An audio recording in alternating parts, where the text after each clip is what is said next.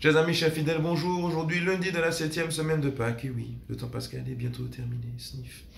Mais nous poursuivons notre méditation du chapitre 16 de l'Évangile selon Saint Jean, les versets 29 à 33 que nous livre la liturgie de ce jour.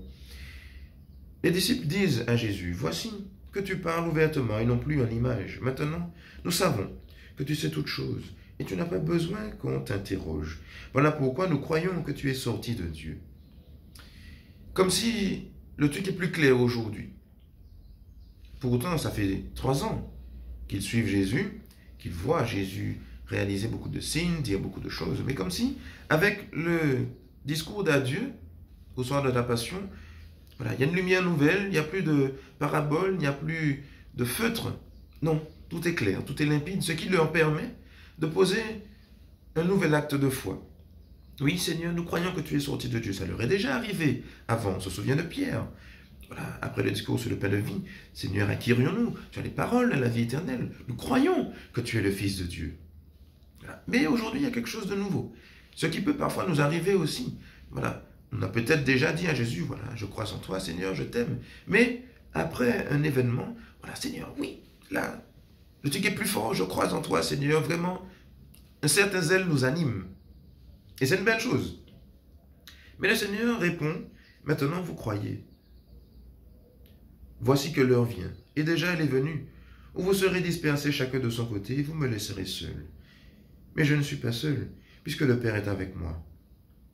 Je vous ai parlé ainsi, afin qu'en moi vous ayez la paix. Dans le monde, vous avez à souffrir, mais courage, moi, je suis vainqueur du monde.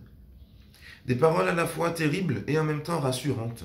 Terribles parce que le Seigneur nous rappelle un certain réalisme.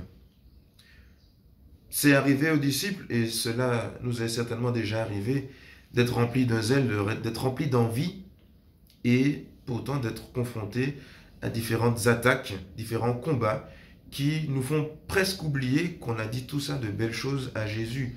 On se souvient une fois de plus de l'exemple de Pierre, où il dit à Jésus, « Seigneur, je donnerai ma vie pour toi. » Et Jésus dit, « Mais avant que le coq n'ait chanté, tu m'auras renié 3 fois. » Donc le Seigneur nous rappelle un certain réalisme. Il nous rappelle que dans notre vie, dans le monde, notre acte de foi sera attaqué. Il y aura des sources de dispersion, des combats intérieurs ou extérieurs, des choses que nous allons vivre qui vont nous écarter du chemin de la foi, du chemin de la croix. Et en même temps, le Seigneur nous dit, « Courage, je suis vainqueur du monde. » Pour nous rappeler, justement, dans les moments difficiles, dans les moments de combat, voilà, il nous donne ces paroles pour prendre autorité sur des choses qui, justement, ont, entre guillemets, ce pouvoir, si nous le leur donnons, de nous disperser. Parce que c'est seulement si nous donnons à ces choses ce pouvoir de nous disperser qu'elles l'ont en réalité. Mais Jésus nous donne ces paroles d'autorité pour dire non, ces choses que je vis à l'extérieur, dans mon travail, dans ma famille ou je ne sais où, ou intérieurement, des combats que j'ai, non Seigneur, je suis vainqueur avec toi, je prends autorité sur tout ce qui m'arrive et rien ne va me disperser et m'éloigner de toi.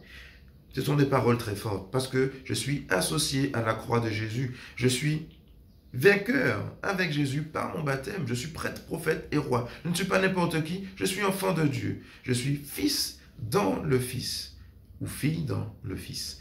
Donc, des paroles très fortes que le Seigneur nous donne, qu'elles deviennent presque même un leitmotiv quand nous sommes dans la difficulté.